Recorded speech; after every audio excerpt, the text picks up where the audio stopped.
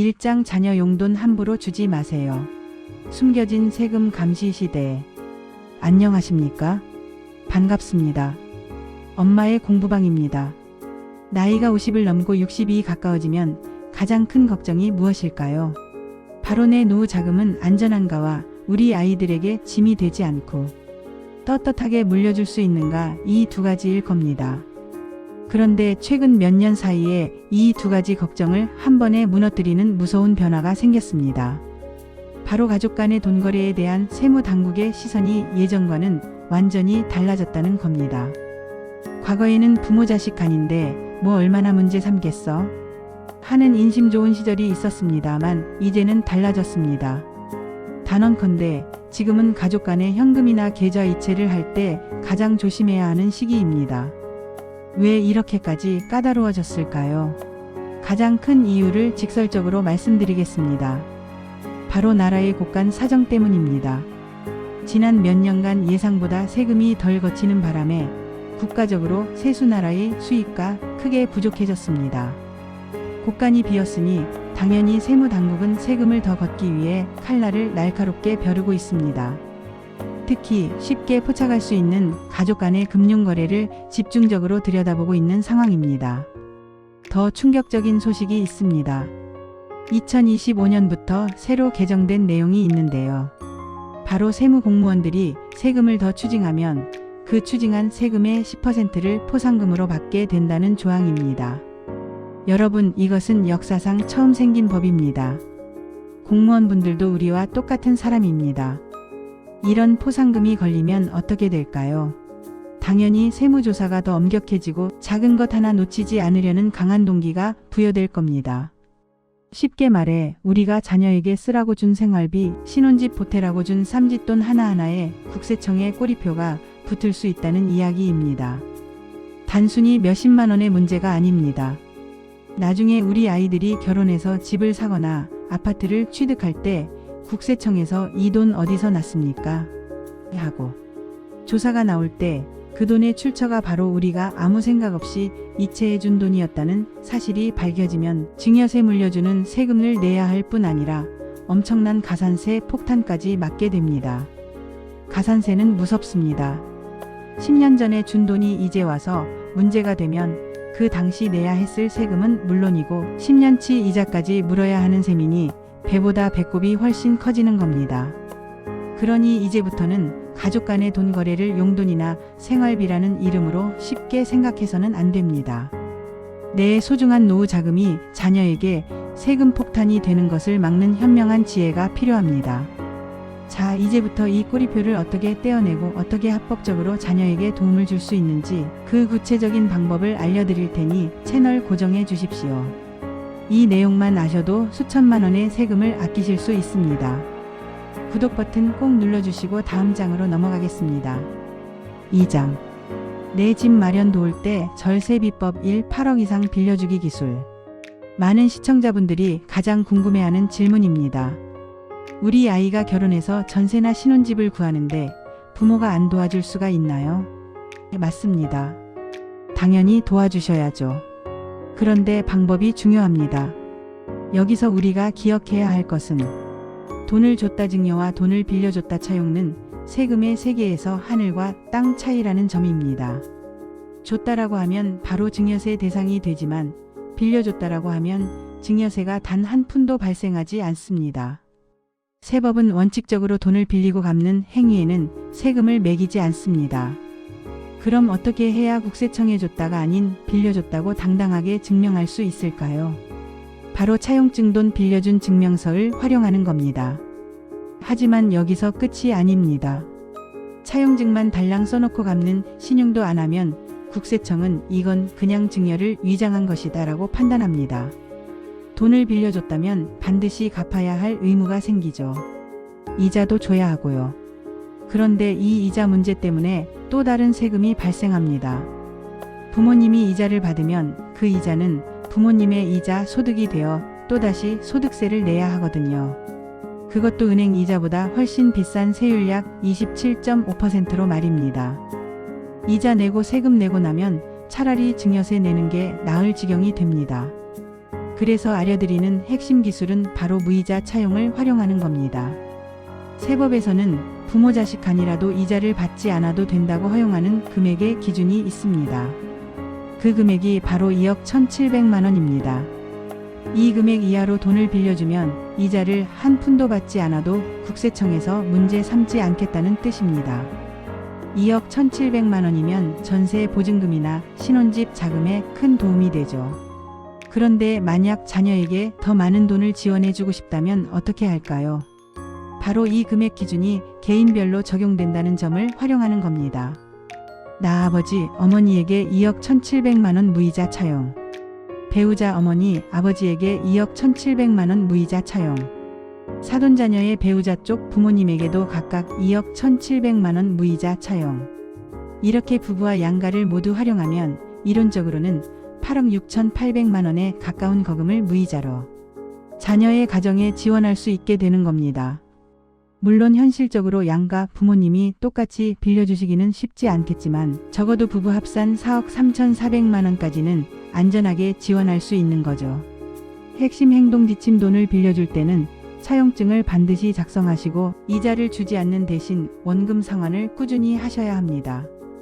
큰 돈을 한 번에 갚는 것보다는 매월 정기적으로 50만 원이든 100만 원이든 자녀가 부모님의 계좌로 원금을 나누어 상환하는 내역을 남겨야 합니다. 이 상환 내역 자체가 빌린 돈을 갚고 있다는 가장 확실한 증거가 되기 때문입니다.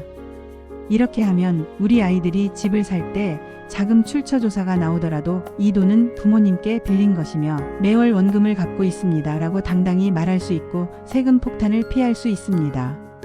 자, 이 정도면 돈 주고 상담받아야 할 내용 아닌가요? 주변 분들에게도 많이 알려주시고 다음 챕터에서 이와 연결되는 또 하나의 위험 요소를 짚어보겠습니다. 3장. 현금 출금은 더 위험하다. 고액거래 자동 통보의 비밀. 2장에서 가족 간에 돈을 빌려주는 합법적인 차용 기술을 배웠습니다. 하지만 많은 분들이 이런 질문을 하십니다. A. 어차피 계좌 이체하면 꼬리가 남으니 그냥 은행에서 현금으로 뽑아서 주면 되지 않나요? 옛날 어르신들은 현금 봉투가 가장 안전하다고 생각하셨습니다.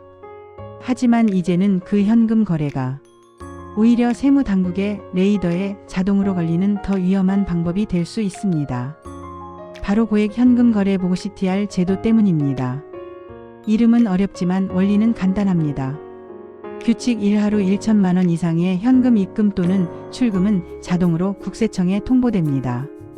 여러분이 은행에 가서 현금으로 1,100만 원을 출금하면 그 즉시 은행 시스템을 통해 금융정보분석원 FIU를 거쳐 국세청에 이 고객이 고액 현금을 인출했다고 자동으로 보고가 됩니다. 이 자동 보고 시스템은 굉장히 무섭습니다. 국세청은 이 보고 내역을 토대로 1년에 10,000건 이상의 세무조사를 진행하며 평균적으로 추징하는 세금액이 2억 원에 육박합니다. 자녀에게 현금으로 3천만 원을 주려고 3천만 원을 한 번에 인출하는 순간 여러분은 스스로 국세청에 저를 조사하세요 라고 통보하는 꼴이 되는 겁니다. 그렇다면 어떻게 해야 할까요? 현금을 인출해야 하는 피치 못할 사정이 있을 때 반드시 이 원칙을 지키십시오. 규칙 2천만 원 미만으로 여러 은행을 활용하십시오. 현금 거래 보고 기준이 각 은행별로 적용된다는 점을 이용하는 겁니다. 예를 들어 하루에 1,800만 원의 현금이 필요하다면 A은행에서 900만 원 인출, B은행에서 900만 원 인출. 이렇게 은행을 나누어서 1,000만 원 미만으로 거래하면 고액 현금 거래 보고를 피할 수 있습니다. 규칙 3 수상한 반복 거래도 조심해야 합니다. 그럼 999만 원씩 100일 동안 인출하면 되나요? 라고 물어보시는 분도 있습니다. 아닙니다. 이것을 잡아내는 제도가 바로 의심거래 보고 STR입니다. 은행 직원이 봤을 때 이 사람이 특별한 이유 없이 계속 1,000만 원에 가까운 금액을 반복해서 거래하네? 뭔가 수상하다라고 판단하면 이 역시 국세청에 보고하게 되어 있습니다. 은행원은 본인이 징계를 받지 않기 위해 의심이 가는 거래는 더욱 철저하게 보고할 수밖에 없습니다. 따라서 현금 거래는 피하는 것이 가장 좋고 불가피하다면 1,000만 원 미만으로 은행을 나누어 사용하되 반복적인 거래는 피하셔야 합니다. 결론적으로 현금보다는 계좌 이체를 하되 2장에서 배운 차용증과 상환 기록이라는 증거를 남기는 것이 세금을 아끼는 가장 현명하고 안전한 길입니다. 이렇게 어렵고 복잡한 세금 이야기 제가 쉽게 풀어드리려고 노력하고 있습니다. 이 내용이 여러분의 재산을 지키는 데 도움이 된다면 잠시 멈추셔서 좋아요 버튼 한 번만 눌러주시면 제가 더 힘내서 다음 장의 중요한 내용을 풀어드리겠습니다. 다음 사장에서는 드디어 우리가 평생을 모아 마련한 집을 팔 때 세금 폭탄을 피하는 비법에 대해 집중적으로 말씀드리겠습니다. 4장. 황금 같은 내 집, 세금 덜 내고 파는 10년의 지혜. 수많은 상담 사례를 보았습니다만 많은 분들이 집을 팔고 나서 그때 조금만 더 알았더라면 하고 후회하는 경우가 가장 많습니다. 집 한 채 가격이 수억, 수십억 하는 시대입니다. 집을 팔아서 남긴 차익, 즉 양도 차익에 붙는 세금도 어마어마합니다. 하지만 여러분, 다행스럽게도 우리나라는 1세대 1주택자에게는 매우 큰 혜택을 줍니다. 바로 양도소득세 비과세 혜택입니다. 쉽게 말해 내가 살던 집 한 채를 팔 때는 세금을 웬만하면 면제해 주겠다는 뜻입니다. 다만 이 비과세 혜택을 받기 위한 조건과 세금을 최소화하기 위한 기술을 정확히 알고 계셔야 합니다. 1세대 1주택 비과세의 기본 조건 놓치지 마세요. 취득 당시 조정 대상 지역이 아니었다면 2년 이상 보유만 하시면 됩니다. 지금은 강남 3구와 용산구에 대부분 해제되었습니다. 취득 당시 조정 대상 지역이었다면 2년 이상 보유는 물론 2년 이상 실제 거주까지 하셔야 비과세 혜택을 받습니다. 이 거주와 보유 조건이 조금만 틀어져도 비과세 혜택을 통째로 잃어버리고 수천만 원, 수억 원의 세금을 내야 할 수 있습니다. 특히 자녀가 독립했더라도 건강보험 때문에 부모님이 잠시 자녀 집에 전입신고를 했다든지 잠깐의 전입신고 실수 하나로 2주택자로 간주되어 12%의 엄청난 취득세를 내게 되는 억울한 일도 실제로 발생합니다. 주택 취득이나 양도 시점에는 반드시 세대 분리 상태인지 확인해야 합니다. 10년의 지혜 장기 보유 특별 공제 기술. 비과세 혜택을 받아도 양도 가액집 한 가격이 12억 원을 넘는다면 12억 원을 초과하는 부분에 대해서는 세금을 내야 합니다. 요즘은 12억 원 넘는 아파트가 워낙 많아졌죠.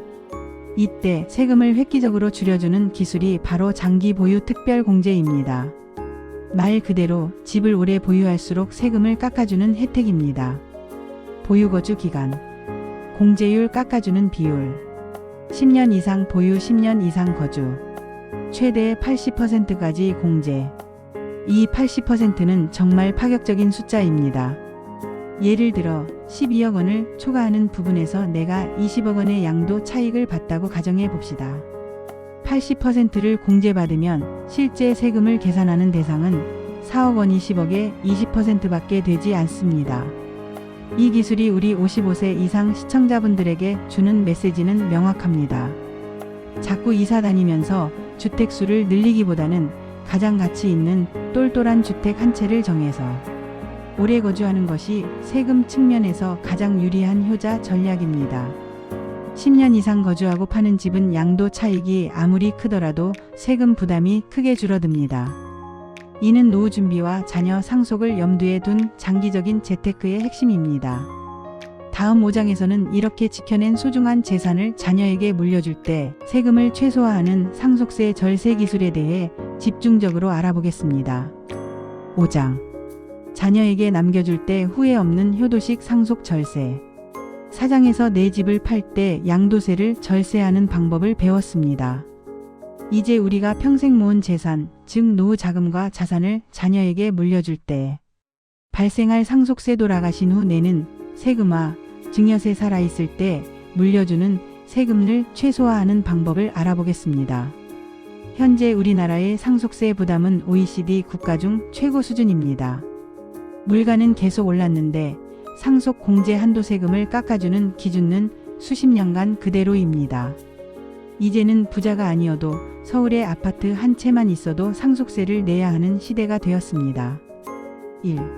상속세는 사전 준비가 핵심입니다. 돌아가신 후는 늦습니다. 상속세 절세는 돌아가시고 나서 아무리 발버둥 쳐도 소용이 없습니다. 마치 건강검진처럼 부모님이 건강하실 때 미리 준비하셔야 합니다. 여기서 가장 현실적인 효도식 절세 2가지를 말씀드리겠습니다. 효도 비용 대신 주택연금을 활용하세요. 부모님께 고가주택 한 채만 있고 현금 자산이 부족한 경우를 생각해 봅시다. 자녀가 부모님의 생활비, 병원비, 의료비를 대주는 효도 비용은 상속세 계산 시 아무런 혜택을 받지 못합니다. 내가 쓴 돈인데도 상속 재산에서 빼주지 않습니다. 이때는 부모님 명의의 주택을 담보로 주택연금을 받으시는 것이 훨씬 유리합니다. 주택연금을 받으면 부모님 주택에 금융 부채 대출가 생기는 셈입니다. 상속세는 총 재산에서 부채를 뺀 나머지 금액을 기준으로 계산합니다. 즉, 주택연금을 통해 부채를 늘리면 상속 재산이 줄어들어 상속세가 줄어드는 효과를 볼 수 있습니다.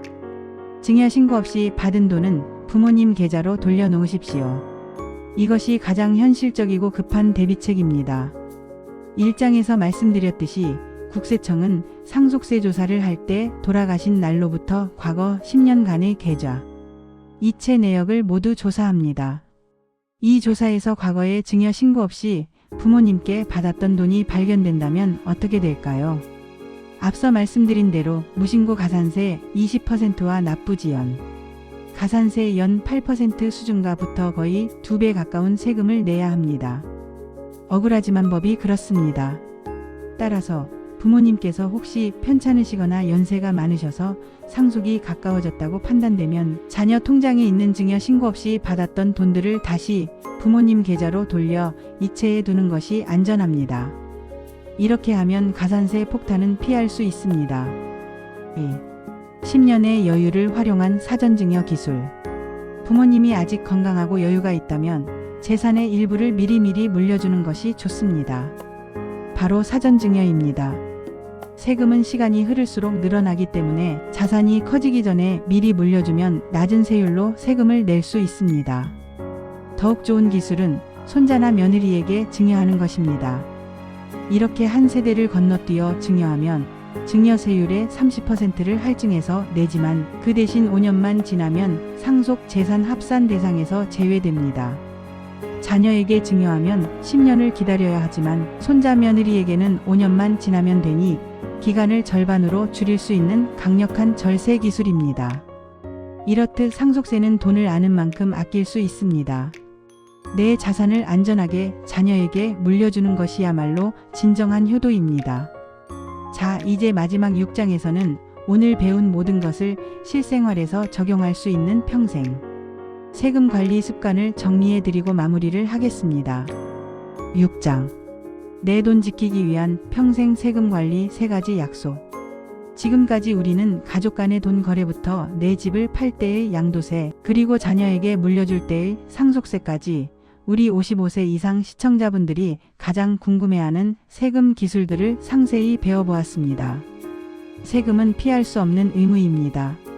하지만 아는 만큼 합법적으로 절세할 수 있고 모르면 억울한 세금 폭탄을 맞을 수 있다는 점을 분명히 아셨을 겁니다. 세금 관리는 마치 건강검진과 같습니다. 병이 발생하고 나서 치료하는 것보다 미리미리 검진하고 예방하는 것이 훨씬 중요합니다. 여러분의 평생 재산을 지키기 위해 오늘부터 당장 실천해야 할 평생 세금 관리 3가지 약속을 정리해 드리겠습니다. 약속 1. 가족 간 돈 거래 시 이체 메모를 습관화하세요. 가족 간 계좌 이체는 국세청이 일단 증여라고 추정합니다. 즉, 억울하면 납세자 돈을 받은 사람과 스스로 이것은 증여가 아니다라고 증명해야 합니다. 10년 전 일어난 일 우리가 어떻게 기억할 수 있을까요? 실천 방법. 돈을 이체할 때 반드시 이체 메모칸에 용도를 명확히 적으십시오. 예 자녀에게 빌려줄 때 주택자금 차용 원금 1회분 상환. 예 생활비 보조 시 부모님 생활비 보조분. 예 단순 정산 시 우호 물건 대금 정산. 이 이체 메모단 몇 글자가 나중에 수천만 원의 가산세를 막아주는 강력한 증거가 될 수 있습니다. 약속 2. 세금 문제 발생 전 사전 세무 상담을 받으십시오. 제가 가장 안타까울 때는 이미 일이 터지고 난 후에 찾아오시는 경우입니다. 부동산 계약서에 사인을 했거나 세무조사, 통지서를 받은 후에는 조치를 취할 수 있는 방법이 극도로 제한됩니다. 그때는 수백만 원의 세무 상담료를 내고도 돌이킬 수 없는 경우가 많습니다. 실천 방법. 부동산 집을 사거나 팔기로 계약하기 직전 계약금 걸기 전에 반드시 전문가에게 상담받으세요. 세금 몇 푼 아끼려다가 계약금 날리는 것보다 훨씬 안전합니다. 상속증여. 부모님이 연세가 있으시다면 미리 가족이 함께 상속증여 플랜을 짜는 것이 최고의 절세 방법입니다. 세금은 투자입니다. 약간의 비용으로 큰 손실을 막을 수 있습니다. 약속 3세금 정책은 매년 바뀐다는 것을 잊지 마세요. 세법은 매년 심지어 정부가 바뀔 때마다 큰 폭으로 개정됩니다. 인터넷에서 5년 전, 10년 전 정보를 보고 이렇게 하면 되겠구나라고 생각하시면 큰 오산입니다. 과거에는 비과세였던 것이 갑자기 과세로 바뀌기도 하고 취득세율이 8%에서 12%로 폭등하기도 합니다. 실천 방법. 세금은 항상 바뀐다는 경각심을 가지십시오. 공신력 있는 전문가의 유튜브 채널이나 강연을 꾸준히 시청하며 최신 세법을 업데이트하세요. 여러분, 세금은 우리 삶의 일부입니다. 세금 관리를 잘하는 것이야말로 내 돈을 지키고 자녀에게 떳떳하고 안전하게 물려주는 진정한 효도입니다. 오늘 말씀드린 내용이 여러분의 재산을 지키는데 큰 도움이 되리라 확신합니다. 마지막으로 한 번 더 부탁드립니다.